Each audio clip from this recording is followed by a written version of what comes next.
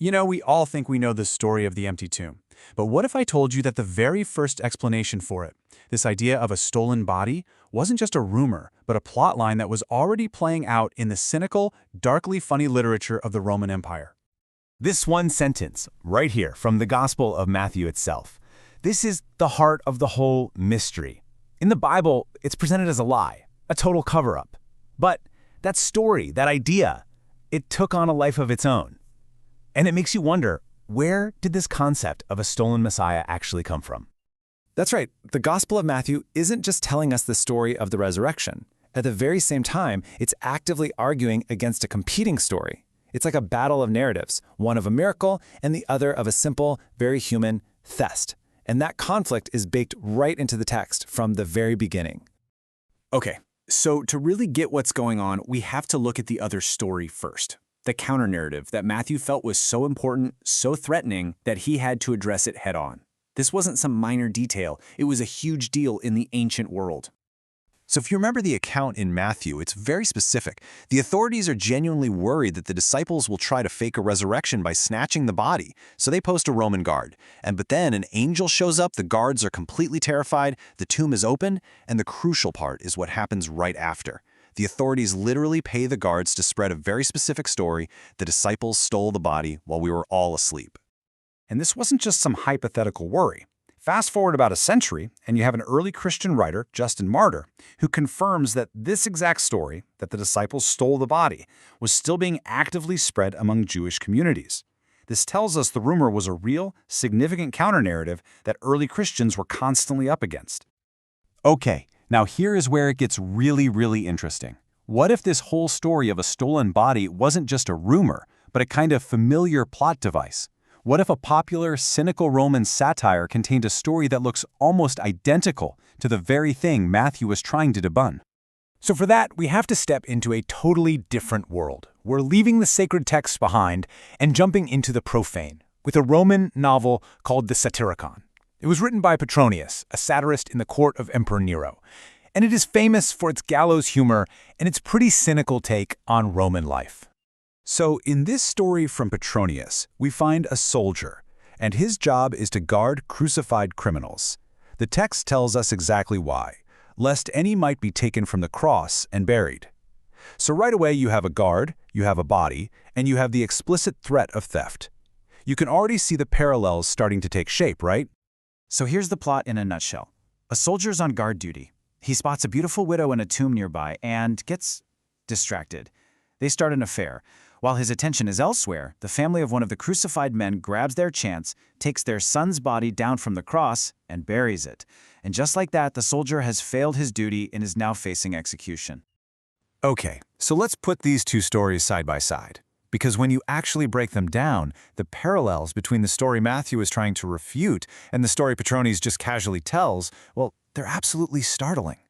First up, the basic setup. In Matthew, you've got Roman soldiers guarding a body in a tomb, specifically to stop it from being stolen. In the Satyricon, you've got a Roman soldier guarding bodies on crosses for the exact same reason, to prevent theft for burial. It's the same job description. And then you've got the negligent guard. In the rumor that Matthew reports, the guards fell asleep. In Petronius' story, the guard is negligent because he's, well, let's just say he's otherwise occupied with the widow. Either way, it's a lapse in duty that directly leads to a body going missing. And this is the punchline. The story that Matthew presents as a flat-out lie, a body being stolen by devoted followers while the guard isn't paying attention, is exactly what happens in the Satyricon. The Roman satire basically acts out step for step the very rumor that the gospel is trying so hard to put to rest. But it doesn't stop there. The way Petronius' story ends is where things take a truly shocking and kind of grotesque turn.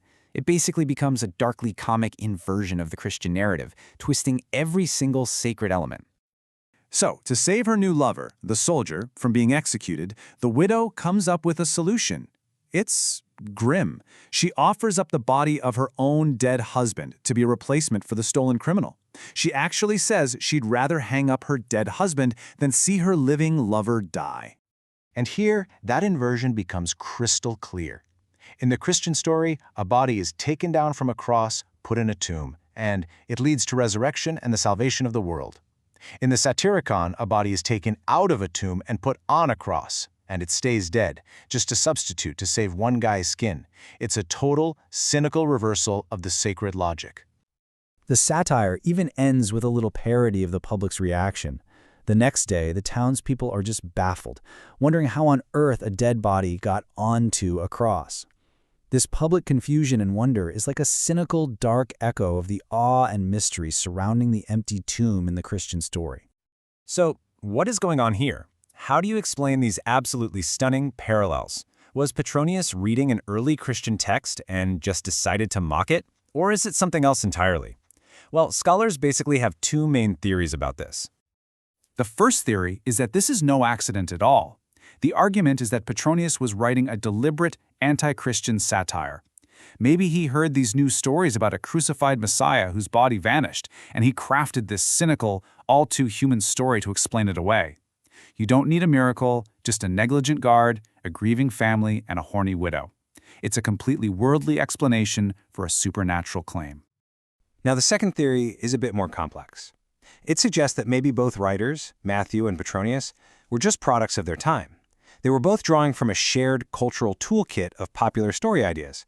Apparently, tales of faked deaths, grave robberies, and empty tombs that get mistaken for resurrections were actually common themes in the popular romance novels of the day. So, in this view, they weren't copying each other, they were just using the same popular ingredients to tell two very different kinds of stories. In the end, whether it's a direct parody or just a shared cultural echo, you can't deny the parallel is there. It really shows how the same basic plot, a guarded body, a shocking disappearance, and a public mystery can be used to build a story of transcendent, world-changing faith, or a cynical joke about human foolishness. It really all just depends on who's telling the story.